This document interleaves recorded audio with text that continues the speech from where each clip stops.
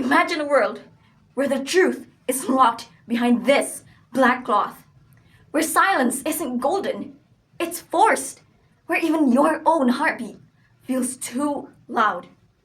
My heart trembles because once that world was Indonesia's reality. Good morning, respected judges and dear friends. I'm Nadira Hiraani from SMA Negeri 2 Bandung. As Indonesia celebrates its 80th independence, let us ask together, is freedom of speech just a right, or is it also a responsibility? Now, close your eyes and journey back in time. Imagine being Sukarno, daring to speak of freedom when even words could mean death. Or imagine Kartini, writing letters not only with ink, but with tears, fighting for women bound in silence. Picture a few young men in a dimly lit boarding house room, sitting cross-legged, but voices hushed out. But their hearts, they were on fire. One whispers, "What if we declared independence ourselves?"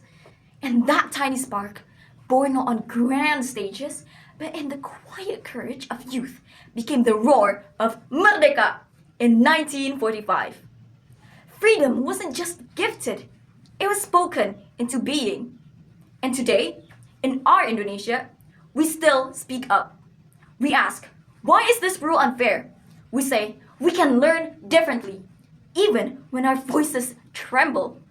We speak because silence kills dreams faster than fear ever could. But truthfully, speaking isn't always easy.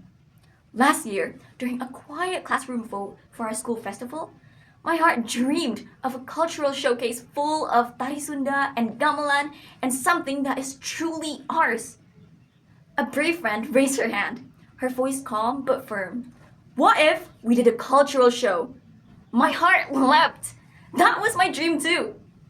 Another friend nodded, adding ideas for traditional music.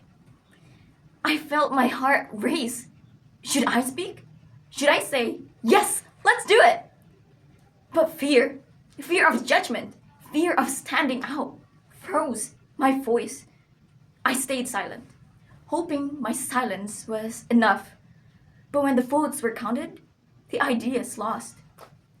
My face flushed with regret, my chest tight, and in that silence, our shared dream died before it could even breathe. I learned that dreams need more than silent hope. They need our voices to live. But speaking isn't always without risk. Not for me, and not for anyone. UNESCO tells us that over 80 journalists were killed last year for daring to speak. Freedom of speech matters, but it demands more than courage. Because I realized courage makes us speak, but wisdom decides how we speak. Yet courage alone can leave scars, because words too carry power. We can say, your idea is stupid, but why should we? Words can be swords that cut or bridges that connect. So why not say, your idea could shine even brighter with a little more thought? True freedom isn't the power to wound. It's the courage to build, to listen, and to include. It's the courage to say, we are stronger together. This black cloth, sometimes it's forced upon us, but sometimes we must choose it, to pause words that harm. Speak boldly when truth is buried, and pause when words could break. Listen, not to argue, but to understand. In the spirit of Merdeka, let every voice rise. Imagine a world where every idea blooms like bunga melati in our nation's soil. That world begins with yours. As Malala Yousafzai once said, we realize the importance of our voices only when we are silent. Let's not wait for silence to know our strength. Let's not just speak, let's speak wisely. Let's build and not break.